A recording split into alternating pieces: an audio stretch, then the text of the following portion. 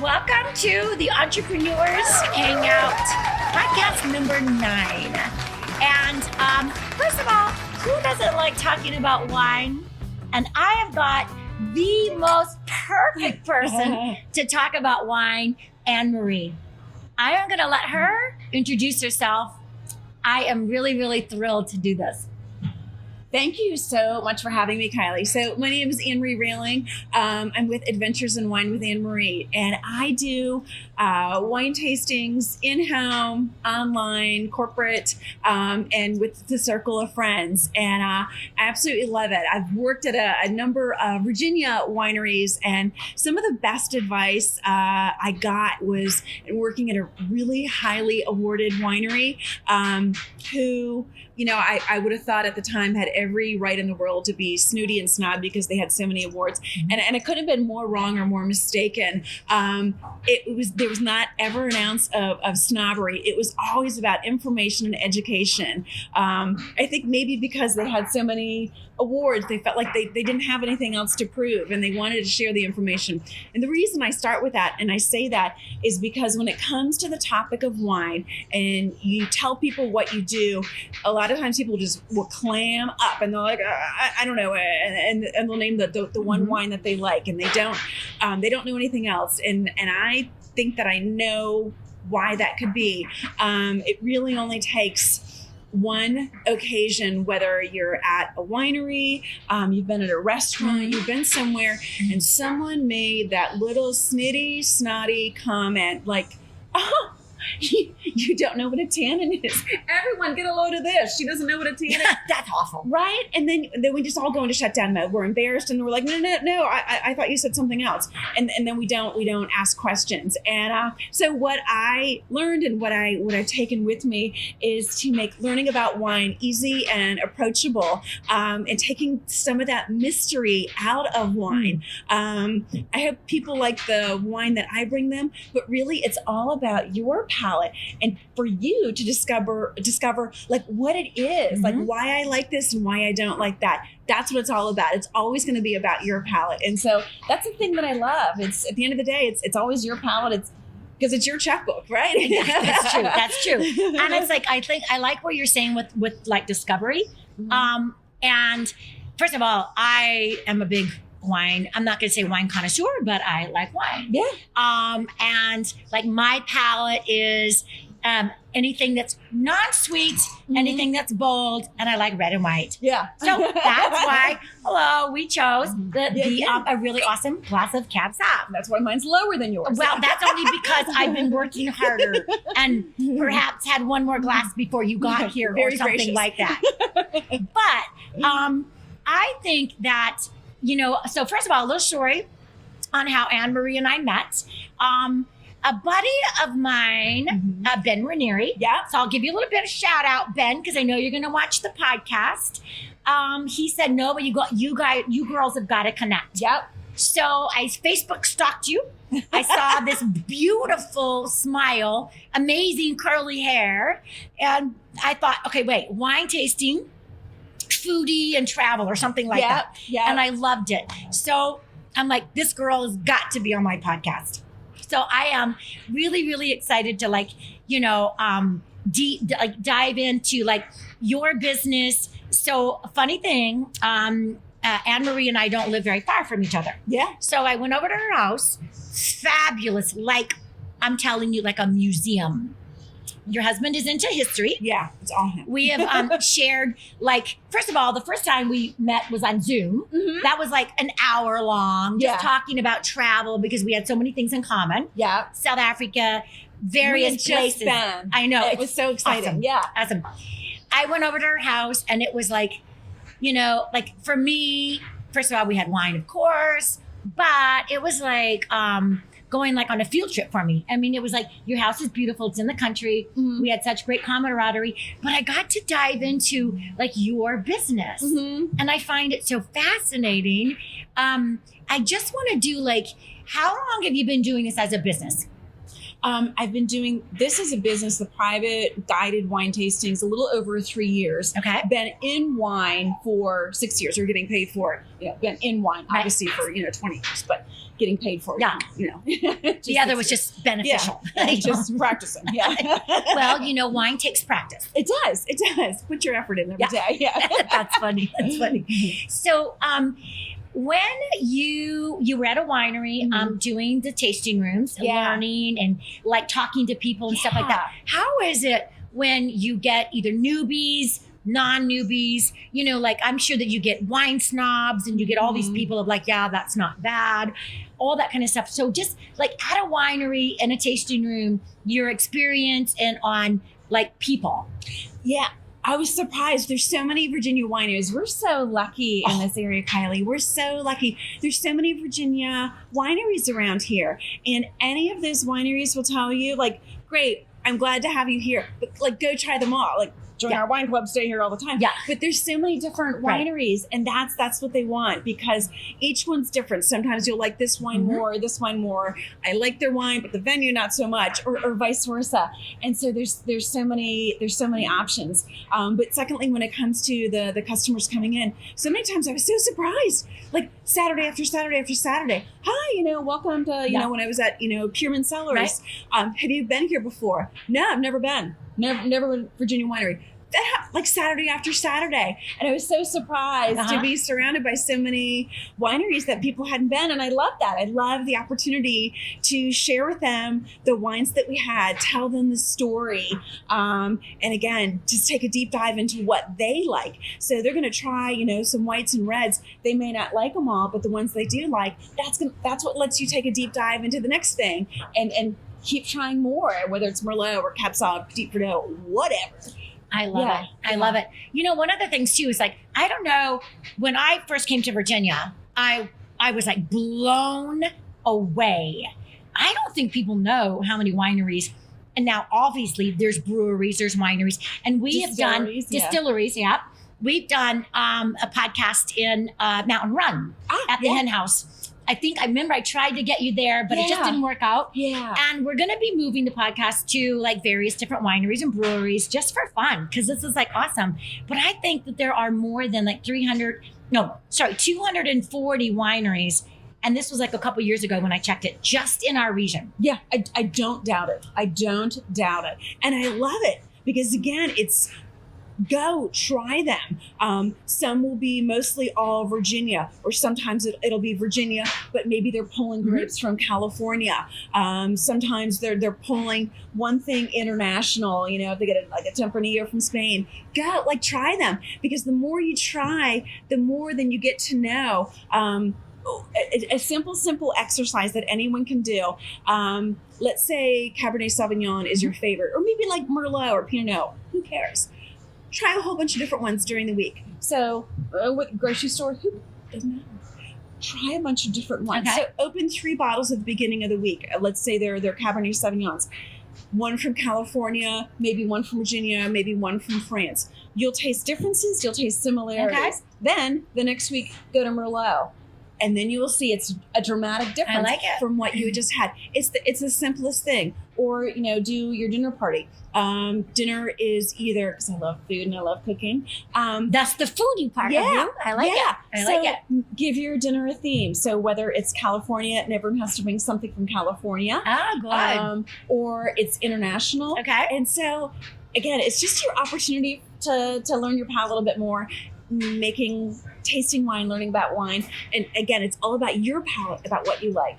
I love it. I love it. One of the funniest things that we're going to be coming back and we're going to have a little bit of a deeper conversation on the actual business of wine tasting. Yeah. But I think, I know. But you know what? This is so funny because I think you've hit it where it's like, let me help you discover the wines that you like. Yes. Because some people are like, oh, no, I don't like wines.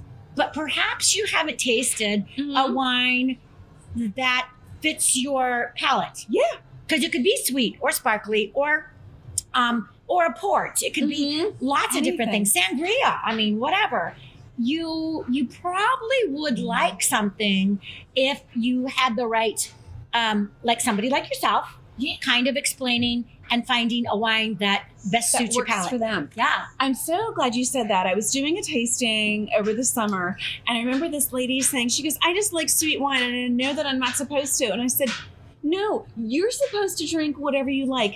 And if you put an ice cube in there, it doesn't matter, because it's all about you. Yeah. It's your palate. Whether you're not supposed to eventually one day migrate to dry reds. No. Good point. Stay at sweet. If that's what you like, then try more sweets. Yeah. You know, if you want to migrate, do it. But it's just about trying more, experiencing more, and it's all about your palate. And so what I try to do at a tasting is teach them what's going on your nose, on your palate, on the finish. I love it. Yeah. We'll be back with Anne Marie talking a little bit more about her business after a word from our sponsors. Thanks. Sweet. I'm James Steele with Farmers Insurance, Steele Insurance Agency. I'm an experienced business owner, and I know the demands that come with growing a business. From keeping up with payroll to the flexibility needed in uncertain times. Being a business owner today is more rewarding and trying than ever before. If you're looking to start or expand, let my experience serve you. From general liability to workers' comp, from audits to certificates of insurance. Please give me a call and let my team answer your questions. I have a commercial specialist, life insurance specialist, and retirement agent all standing by. Hey everyone, welcome back. We are going to be talking about wine and business with Anne Marie. I really wanted to, clearly everybody knows I love business, right? So when I got a chance to talk with Anne Marie about the wine business, I was like, oh no, you got to be on my podcast, honey. I do, because we're passionate about business and how you can make extra income doing what you love, because you know me, if I don't love it, I'm not going to do it. It doesn't matter what the price. Right. Yeah. Like, you just can't do it. You gotta have passion at what you do. So I want you to tell our listeners a little bit about your business, why you chose it, and just open it up.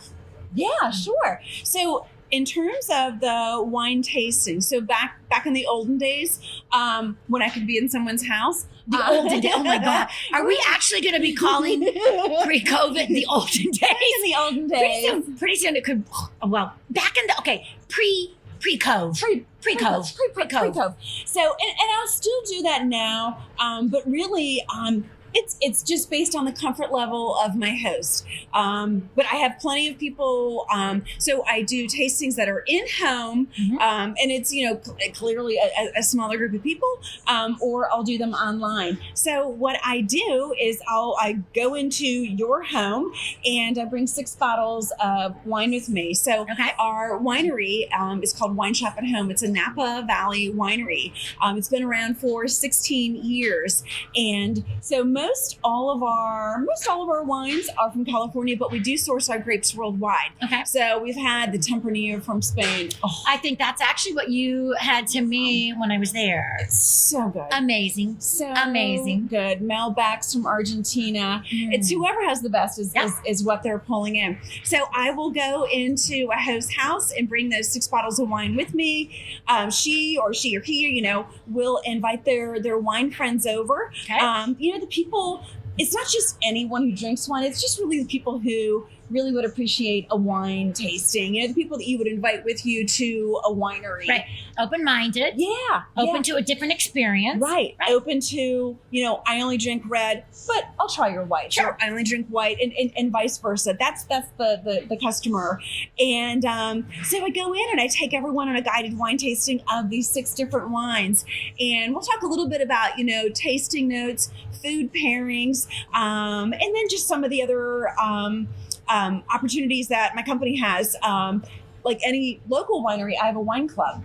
Oh, so that's awesome. I did not know that. Yeah. Okay. So you can join our wine club. We actually, Wine Shop at Home actually started and I didn't know until I started working with them, and I said, I knew this. It was called 1-800-WINE CLUB. Okay, I have heard of that. I remember that. That is awesome. And so they were sending out wine clubs to people all the time, and people got them, loved it, and then someone called and said, I love what you're sending me, but I don't know what you're sending me. I've been in your wine club. Oh. What do you think about having someone out to my house to walk us through Lack it?" of education. Yeah.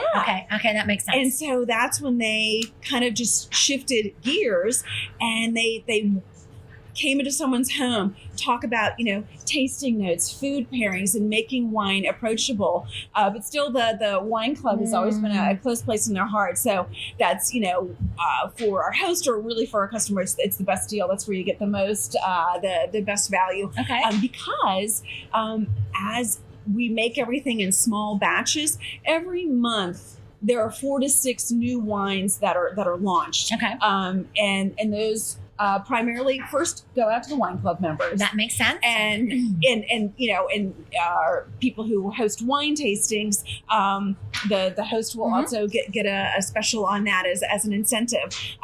So that is where Wine Shop started, was being a wine club. But in terms of the tasting, so I go into someone's home, Okay. I take them and their friends on a guided wine tasting, and again, tasting notes, food pairings. But the other option is also to make a tasting virtual. Which I can imagine. I don't know where you, when did you decide, okay, sorry, holy shit, COVID's here. I'm either gonna, again, I hate to use the word pivot, but I've got to do something different. So did you? Oh, that happened in March. Yeah. Oh, yeah. I mean, bam, virtual. That was, yes. This is what we're going to do. Yes, that was an all hands meeting. Okay. And this is what we're doing. And because I don't want to bring my, ick into your house, and I don't want your ick on me to bring home to my husband or whatever. Whatever. And, the comfort level, sure. Yeah. And so, so from March to April, May, June, July, August, September, maybe. Right.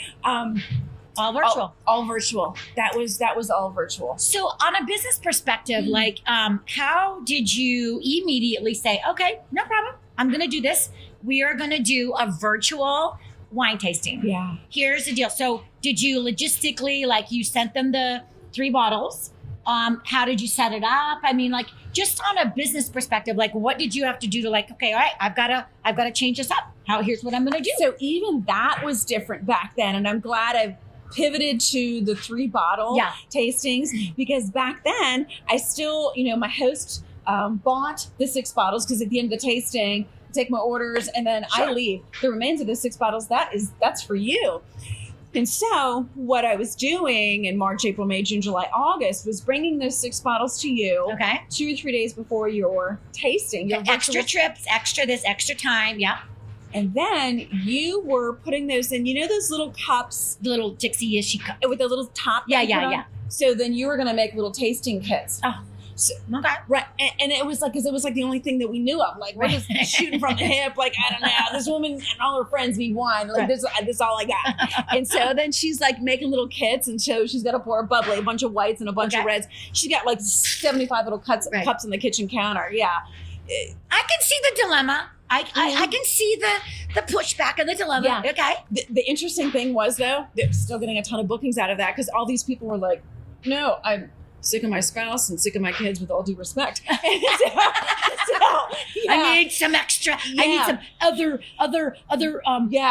sensitivity. I need some extra stuff. It's the only thing that's going to make it all go away. I understand. So, and because that was our only option, but come September, October, we started to learn a few more things. Tricks and fine tuning. Yeah. So that's when we came in with the 3 full scale bottles, because everyone still does it at home, but we have a multi-bottle discount. Okay, I love it. So with the 3rd bottle, and you can do up to 4 or 12 or whatever, but it triggers a discount on your wine and on your shipping. So this way, everyone's getting the wines that they like. Okay. We all join on Zoom. And again, I walk them through a tasting. What are you smelling? What are you tasting? Or what you could be smelling. The papaya mango, you may get papaya. The next person may get mango or apple. It's open-ended in some respects. It's it's not completely open-ended. And but I always tell people, don't feel bad. The only way you're going to pick up that papaya, mango, apple is if you practice sticking your nose in there. And the truth is, sometimes we care and sometimes we don't care. Right. So if you don't care, then it doesn't matter. So it doesn't. So, but I like giving them that. I like doing it. There's a couple little tests that I'll do with them. Okay. an acid test and a tannin test that I'll do with them. And I'll tell you that at a tasting. And that's the little trick or tip that they can take with them to their next wine tasting, to the next bottle of wine on their kitchen counter. Again, because it's all about them. I don't care. I hope they like my wines, but it's all about your palate. It's all about you. Are awesome about that. Yeah, You're awesome about that, and I can feel your enthusiasm that comes from that too. Yeah, that comes from that. It's so it's just about discovery, about coming up with what your friends like, and then experimenting and teaching them about wine and stuff like that. Yeah. I think that is absolutely brilliant. Before we finish this particular segment, and I'm gonna actually move it over to the ending of it, because I really want to talk about the business of direct sales. Yeah. And I want to touch base on that because I think that it's a brilliant concept to make residual income, to do something you're passionate about, drinking wine, networking, and the business of networking and drinking wine. Yeah. So we're going to be right back, and a word from our sponsor. Thanks, you guys.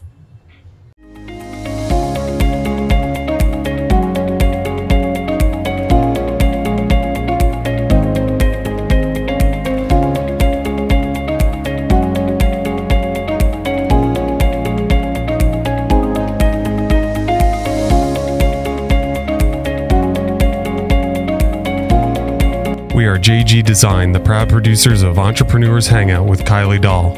We are a company that specializes in video and audio production that will elevate your business and add value to your brand.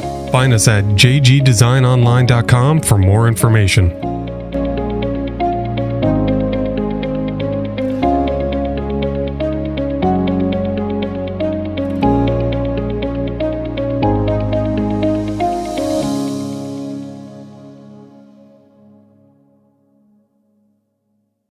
Hey everyone, welcome back to Wine Tasting and Business. And you can see that we have got our beautiful winery behind us. But more importantly, we're talking with Anne-Marie. And Anne-Marie, I want to talk about, just quickly, you and I had this great conversation about direct sales and the wine business. Yeah. Just talk to my listeners about, what does that look like? What is wine sales? Direct sales and wine business. What is it? What do they have to do with each other? I love it. It's the only first time I've ever had done direct sales, and I wasn't sure what I was doing, and I for sure wasn't sure if I was cut out for this. Okay. But my friend Kelly said, give it a solid 3 months. Give it a solid 3 months, work really hard, reach out. And so I said, okay, I will. And then after those 3 months, then I could quit, having satisfied my curiosity about what these people do. And that was 3.5 years ago. And so let's say you have satisfied your curiosity. Yes. Right. And so I learned that I have more gumption and stick-to-itiveness. I have learned that I have more of a business style than I ever would have thought. Okay. And so I just trusted the process, thankfully not trusting myself, because I would have quit before I started. Okay. But of course, in the meantime, then you learn that you're capable of so much more than what you had sold yourself short, all those other years. And so I love it. Simply speaking about my business, I have no inventory to keep. So I don't Good. I don't have to purchase an inventory. I don't have monthly minimum requirements. I don't have that. But I do get paid just purely commission. So awesome. I decide every month the number of days that I want to work. Okay. I decide how much money I want to make, and that's how it is. So let's touch base on it. Flexibility. Hello. Yeah. Freedom. Yeah. And you get residual income for doing the work that you love. Like a decent amount. And best yet, you get to drink wine. Oh, this is called research in my line of work. This is called research. Yeah, That's awesome. This isn't just a glass of wine. Yeah. I think it's fabulous. And you get to meet fun people. I love it. All the time. That is super. Yeah. Super. Yeah, I can't imagine on my toughest day, my toughest month. Still can't do anything else. I can't do anything else. That is a brilliant. That is fabulous. Yeah. So let's talk about some of the events that you do, the fun stuff. What do you like? Well, tell me some about the events that you've been getting to do. Yeah. So, part of COVID, it made us all pivot. We either had to be, the bank that got dialed into having ATM and doing all of that work for the ATM, or you were the bank that didn't develop and have an ATM system. So that's a good theory. I like it. Yeah. Okay. So I had to go and do all those things I was uncomfortable with, and that was all technology and doing the Zoom things and figuring out Facebook rooms and units and all that kind of stuff. But you have to do it because either that or stretch yourself. Yeah. Yep. And so the events that I'm doing, so I do these virtual events. I do events for companies. What I'd been doing before was a lot of events for, client appreciation. They're still doing those, but what has been added to that is staff appreciation.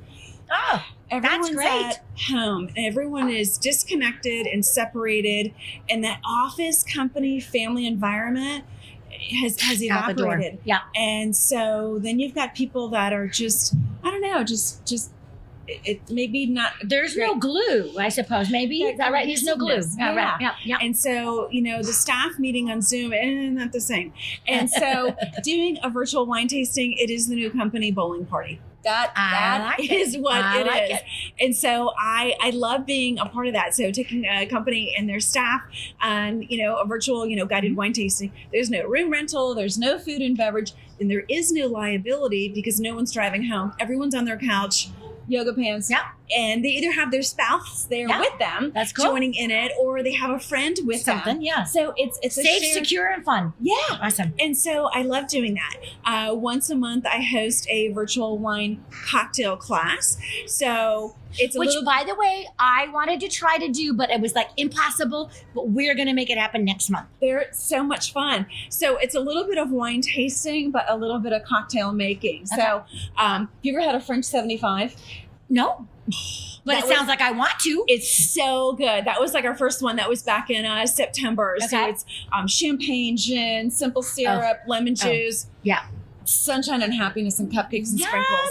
And so it's so much fun. And so I love teaching people that.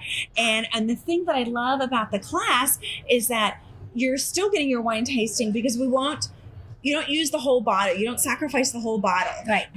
So it's just, a little bit out of it for one serving. Mm-hmm. So if you want to go back and enjoy the bottle, you can. Sweet. But the recipe is enough, to make for one, doubled up, make it for you and a friend. But you still have the rest of the bottle. Okay. So I love, the cocktail classes. So it's sometimes a little bit of technique of pouring a little red wine float off the back of your spoon. Sure.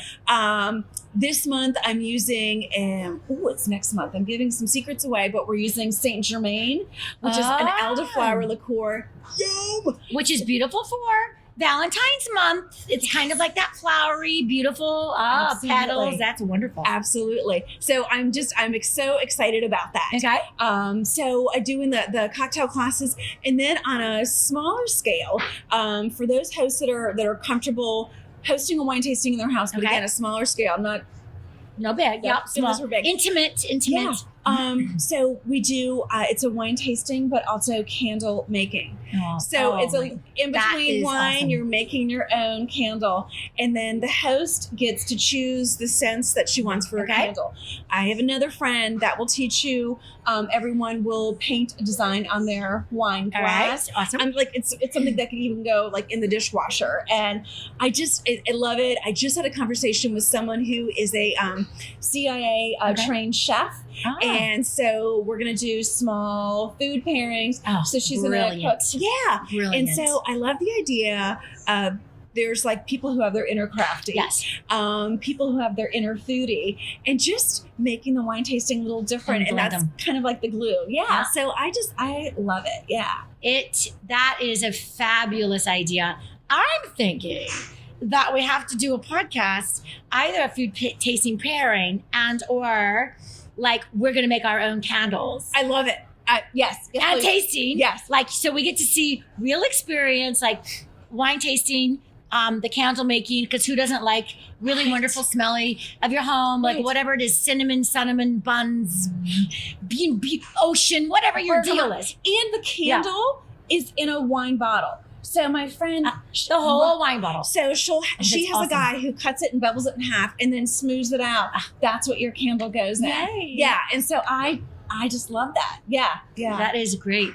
So I know that you are also doing like the corporate events. Let's just talk a little bit about that. So walk me through like what that means with the corporate event, and like what's the ideal corporate company that you would be looking for to do that? So it could be, a large size company like corporate. It can be a small to medium size, company. Okay. So it's the office manager, it's the office administrator, the person who's in charge of the staff events, it's the person who's in charge of the events and the recognition for clients. Okay. That's the person who's setting it up. So a little bit of HR kind of like, okay, I like it. Yeah. Okay. And so I work with them on what the different wines would be. Okay. Each of those wines ships out to everyone's home, so no one has to pick anything up. No one has to go all trek into the office and pick our wine. Everything gets shipped to everyone's house. How easy. And then we join on a Zoom call, and it's a guided tasting. I take you through the wines.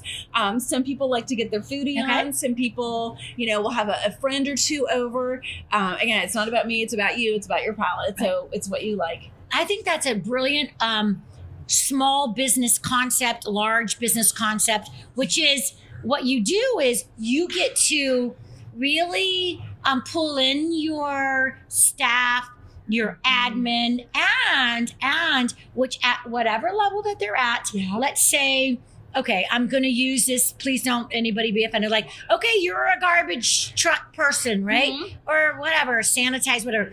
Perhaps your staff has never been really interested in wine. Mm-hmm. This is a really great way for them to get it.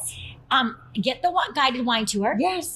Feel comfortable, like, hey, Without the snooty, I know, I love it. I can't believe it. Yeah, I love it. Which then, therefore, they might be a little more like, now just I stand know push it, what I know. like. Yeah. And they can go to their favorite winery or come up with a favorite winery and know a little more. Yeah. But I think that is a brilliant win-win love it. for everybody. Yeah. So, Anne-Marie, this has been so fun. Thank you so much for having me. This is awesome. This is great. Well, our next one is we're going to be making some candles or doing a food tasting or pairing. And so you're going to get to like hands-on experience what it's going to be like to have this. You could have this in your home too. I love it. I absolutely love it. Think about now with Zoom though, it has opened up the doors, which is like, hey, so many things. Bring your friends in from Arizona, California, whatever it might be. It's not a Virginia thing. That's true. It's everywhere. I like as a matter of fact, it's so funny. I know we're going to go, but I did a wine tasting for the Rotary Club International. Okay. Oh. And a man bought the 3 wines for himself, but then bought 3 wines for his daughter who lived in New Mexico. So it's not just for people. It has broadened our sense of like our network. Yeah. So absolutely. Awesome. Absolutely. Well, here's to you. Cheers. Here's to wine, and here's to wine business. Fantastic. Thank you. This is so much fun. Thank you so much. And you remember, if you liked this podcast, please like, subscribe, share, because we can't do this without you. Share the love. Bye. Thank you.